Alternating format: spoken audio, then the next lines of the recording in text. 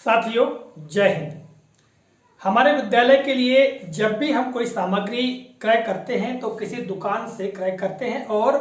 क्रय करने के पश्चात उस सामग्री का जो बिल है हमको प्राप्त हो जाता है और फिर हम कैशबुक का मेंटेनेंस करके उस बिल को वाउचर फाइल जो है उसमें हम चस्पा कर देते हैं। किंतु साथियों, कई बार स्थिति ये आती है विद्यालय में हम कोई साफ सफाई से संबंधित कार्य या विद्यालय की पुताई से संबंधित कार्य या फिर हमको शहर से कोई सामग्री अर्थात पुस्तक वगैरह क्रय करके या हमको जो प्राप्त हुई है पुस्तकें या जो सामग्री शासन की ओर से, तो उसको लाने का जो भाड़ा होता है वो भाड़ा की हम बात करें या फिर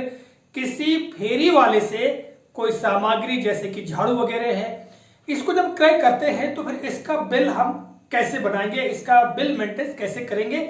इसी संदर्भ में हम जानने का प्रयास करते हैं। साथियों, आपको ज्ञात है रेवेन्यू टिकट के बारे में। जैसा कि आप मेरे हाथ में ये देख पा रहे हैं, ये रेवेन्यू टिकट है, ठीक है। और इस टिकट का उपयोग हम खासकर जो बिल है उसको बनाने के लिए, बिल का भुगतान करने के लिए करते हैं। तो हम इसी रेवेन्यू टिकट के बारे में अर्थात राजस्व टिकट के बारे में इस कालखंड में हम जानने का प्रयास करते हैं और मैं बताने का प्रयास भी करूंगा कि हम इसका प्रयोग किस तरह से करेंगे। तो देखिएगा, जो टिकट से संबंधित अर्थात जो डाक टिकट से संबंधित बहुत संक्षेप में बात करते हुए हम रेवेन्यू टिकट के बारे में ही बात करेंगे। तो देखिएगा, कुछ महत्वपूर्ण जानकारी को मैंने इस ग्रीन बोर्ड पर अंकित करके रखा है। रेवेन्यू राजस्व टिकट का उपयोग। तो साथियों, इसको जानने से पहले हम डाक टिकट के बारे में बहुत संक्षेप में जान लेते हैं कि डाक टिकट होता क्या है और इसका प्रयोग क्यों किया जाता है। तो देखिएगा, कागज का ऐसा चौकोर टुकड़ा जो भारत शासन के द्वारा मुद्रित कराया जाता है, जिसे किसी अन्य कागज पत्र या लिफाफा पर चिपकाया जाता है, जो यह प्रदर्शित करता है कि प्रेषक या उपभोक्ता के द्वारा प्राप्तकर्ता को सुपुर्दगी की कीमत अदा की जा चुकी है। साथियों, सामान्यतः डाक टिकट के हम प्रयोग की बात करें तो डाक टिकट का प्रयोग हम खासकर पत्र जो है, लिफाफा हो, अंतर्देशीय पत्र हो, उसको अब जो जानकारी है उसको एक जगह से दूसरी जगह भेजने के लिए, जानकारी को भेजने के लिए हम प्रयोग करते हैं और लिफाफा के ऊपर हम डाक टिकट चिपका देते हैं। इसका आशय यह होता है कि हमने जो प्राप्त करता है उस तक जो जानकारी है पहुंचाने की कीमत अदा कर चुके हैं, ठीक है। इसी तरह से रेवेन्यू टिकट की हम बात करें तो इसका प्रयोग खासकर हम उपभोक्ता मान लो तो उपभोक्ता के द्वारा हमने जो भी मजदूर से काम कराया है या परिवहनकर्ता के द्वारा काम कराया तो उसका भुगतान जब हम अदा करते हैं तो प्राप्तकर्ता को सुपुर्दी की जो कीमत है वो अदा की जा चुकी है, यह बात इससे स्पष्ट होती है, ठीक है। ये बहुत संक्षिप्त में मैंने बताने का आपको प्रयास किया है, ठीक है। डाक टिकट के बारे में बहुत विस्तृत जानकारी, किंतु हमको अपने विद्यालय के संदर्भ में ही बात करना है। आगे देखिएगा, रेवेन्यू अर्थात राजस्व टिकट के बारे में हम बात करें तो एक ऐसा चौकोर टिकट, जैसा कि मैंने अभी आपको बताने का प्रयास किया है,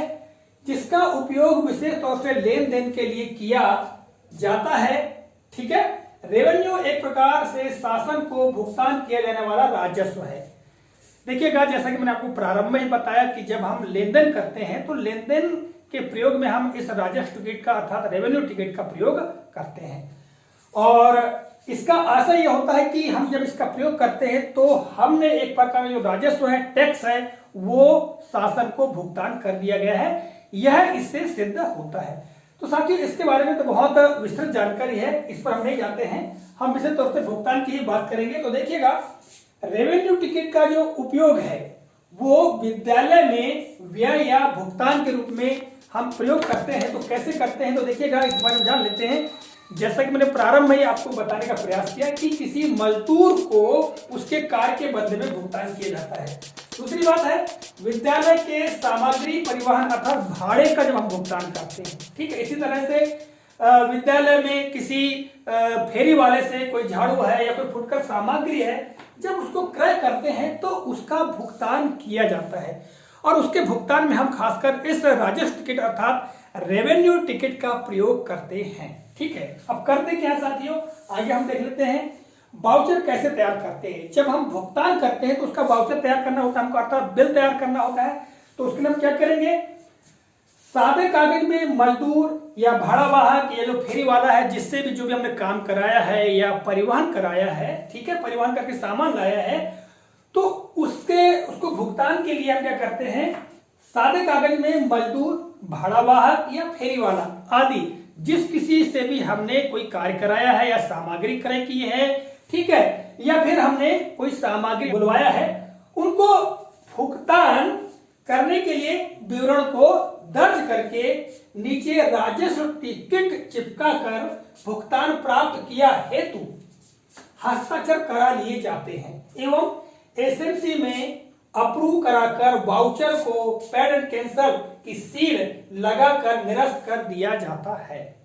साथियों, जैसा कि हमें ज्ञात है, भाड़ा वाहक या फेरी वाले के पास में बिल बुक नहीं होती है तो सादे कागज में ही बिल बनवा लेते हैं, तो उससे हम विवरण दर्ज करा लेते हैं, ठीक है, कि उन्होंने जो भी कार्य किया है या सामग्री का परिवहन किया है उसके बदले में उनको भुगतान किया जा चुका है, उन्होंने भुगतान प्राप्त कर लिया है। और फिर जब हम ऐसा लिखवा लेते हैं तो उसके नीचे राजस्व टिकट, जैसा कि मैंने आपको प्रारंभ में बताया, आप देख पा रहे हैं राजस्व टिकट, ठीक है, इसको नीचे चिपका दिया जाता है, उसके हस्ताक्षर ले लिए जाते हैं। तो इस तरह यह माना जाता है कि हमने जो भी कार्य कराया है वो उसका भुगतान उस मजदूर को, फेरी वाले को या भाड़ा वाहक को हमने दे चुका है, भुगतान कर चुका है, ठीक है। अब साथियों, इसका जो एक दर होती है, एक रेट होती है कि कितने रुपयों के भुगतान पर कितने मूल्य का रेवेन्यू टिकट लगेगा, इसके बारे में ये जो रेट है वो परिवर्तित होते रहते हैं, ठीक है। इसके बारे में आप डाकघर से या अन्य जगह से जानकारी एकत्रित कर सकते हैं कि आपको कितने मूल्य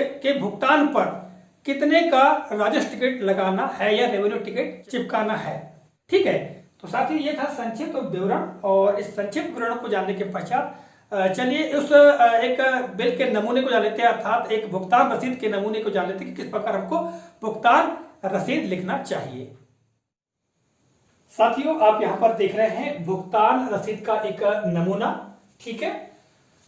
भुगतान रसीद ऊपर लिखने के पश्चात हम यहां पर लिख सकते हैं भुगतान प्राप्तकर्ता, अर्थात जिसे हम भुगतान दे रहे हैं, अर्थात जो राशि प्राप्त कर रहा है उसका नाम आ जाएगा, अर्थात जिसने हमारे विद्यालय में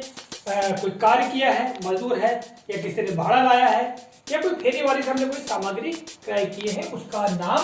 इसके पश्चात हमारे दाहिने ओर स्थान, ठीक है, और यहाँ पर बाएं साइड में हम दिनांक लिख सकते हैं। इसके पश्चात विवरण लिखना है यहाँ पर हमको, तो विवरण में हम लिख सकते हैं स्त्री, ठीक है, और स्त्री में उसी का नाम आ जाएगा जिससे हम भुगतान दे रहे हैं, और यदि वो फेरी वाला है तो फेरी वाला लिख देंगे,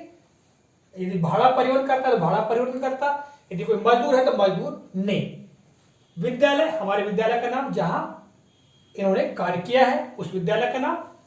में। उदाहरण के लिए फेरी वाले से हमने झाड़ू खरीदा है तो हम लिख सकते हैं यहाँ पर में 12 नग झाड़ू, ठीक है। या भाड़ा परिवहन करता है तो सिवनी से पुस्तकों का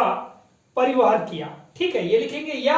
यदि मजदूर है मान लो तो मजदूर ने पुताई का कार्य किया है तो लिख सकते हैं 3 दिवस भवन की पुताई का कार्य किया, ठीक है। इतना विवरण लिखने के पश्चात आगे हम लिख सकते हैं जिसका भुगतान रुपये अंकों में और यहाँ पर शब्दों में नकद प्राप्त किया, यह आ जाएगा, ठीक है। इसके पश्चात आप यहाँ पर जो रेवेन्यू टिकट है, जैसा कि आप देख पा रहे हैं रेवेन्यू टिकट, ये रेवेन्यू टिकट को यहाँ पर हम चस्पा कर देंगे, और चस्पा करने के पश्चात उसके हम यहाँ पर हस्ताक्षर करा लेंगे, और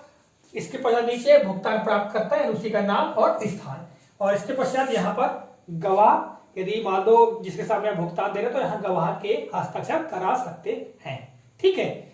तो साथियों, ये नमूना मैंने बताया। अब देखिएगा, मैंने जो नमूना आपको बताया ऐसा नहीं कि यही नमूना है, आप अपने तरीके से भी जानकारी को लिख सकते हैं कि आपने भुगतान किस तरह से दिया है, किस कार्य के लिए दिया है, ये पूरा विवरण इसके अंदर आना चाहिए, ठीक है। चलिए स्क्रीन बोर्ड पर चलते हैं।